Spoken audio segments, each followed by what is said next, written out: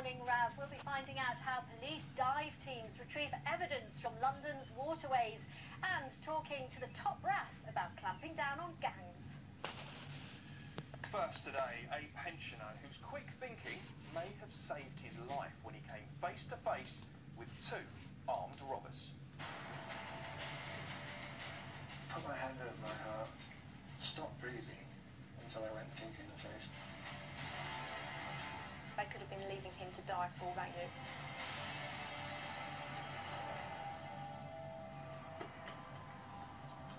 "86-year-old Peter Kershaw has always made sure he keeps himself trim by heading to the gym at least twice a week. I've always been extremely fit. I can run for a bus, I can run for a train, and yeah, I'm very fit indeed. I'm much fitter than my trainer at times. But Peter's active lifestyle was to come to an abrupt end when one morning a stranger came to the door.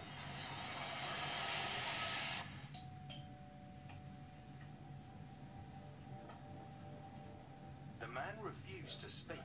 He seemed to be using a form of sign language. Then, without warning, he threw a punch. I was hit really hard in the heart several times.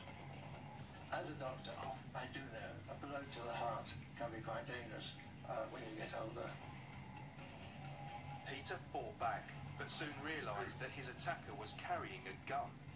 After taking a closer look, Peter thought it may be fake. I said, it's an imitation. You can put that one down for starters.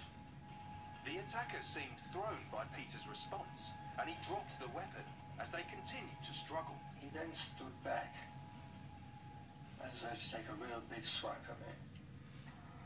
I brought my knee up in his crutch as hard as I could. Suddenly, an accomplice appeared. It was now 2 against 1, and the 86-year-old was soon overwhelmed. The level of violence used against Peter in his own home was actually hideous. They punched him, kicked him, threw him against a wall. They didn't relinquish their attack upon him and they left him on the floor. They then started kicking me. And then, because I was really making a lot of noise, they gagged me with a tea towel. One of the men ransacked the house for valuables. Peter started to feign illness, started to pretend to be sick, pretend to faint, and this appeared to worry the attackers. Put my hand over my heart, stopped breathing until I went pink in the face, so that they'd have to take notice of me. But he was yelling upstairs for the chap to come down there to leave, sort of thing. And the plan worked. At the sight of Peter's apparently worsening condition, the attackers made a sharp exit. They left his house without a second thought to Peter's health or well-being. They could have been leaving him to die for all they knew. I crawled on my hands and knees into the study, down 999. Because the police or ambulance, I said, I need both as soon as you can. I've been attacked and injured. Peter has been left in constant pain. His debilitating ligament injuries have made exercise a thing of the past. But the hurt isn't just physical. People like this would attack a man of 86. It's not right. There's something wrong with someone. They had invaded my privacy, which I value very much. And they demeaned me. And I felt they brought me down in life. This really is a very distressing case. And Peter's daughter, Christine, joins me now. You've seen a real change in your father, haven't you? Unfortunately, I have. To begin with, I thought everything was going to be okay. But it's transpired that he badly injured his back and his knee, and he's had to be on a tremendous amount of morphine. And the morphine has side effects, and they have made him lose a lot of weight. And he can't walk very far. He cannot have the life that he used to lead. He used to go up to town 3 times a week. He used to go to the gym, and he used to take the dog for a walk. None of these he can do, but I'm very hopeful that in 6 months he'll be back to normal. but it has been a horrific time for him, and I can honestly say that it has been a living nightmare. Well, let's hope he does get a speedy recovery. Thank you very Thank you. much.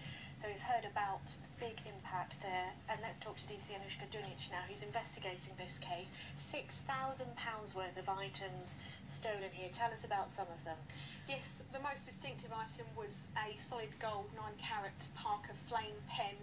Now this was made about 1976 and was given to Christine when she became a barrister, so huge personal value to this pen, and we would appeal to any dealers or gold traders that may have been offered this item. Also a gold Longines watch that belonged to Peter's father that we're keen to trace. And tell us about the descriptions. Of the men involved, Yeah. yes, the first man was 20 to 25, dark-skinned Eastern European with short black hair, clean-shaven. He was wearing a cream-coloured or light grey tracksuit and a cream or white pair of trainers. He was the one that pointed the gun in Peter's face. The second man is also the same age and build, slightly shorter at 5'5". The first man was 5'7".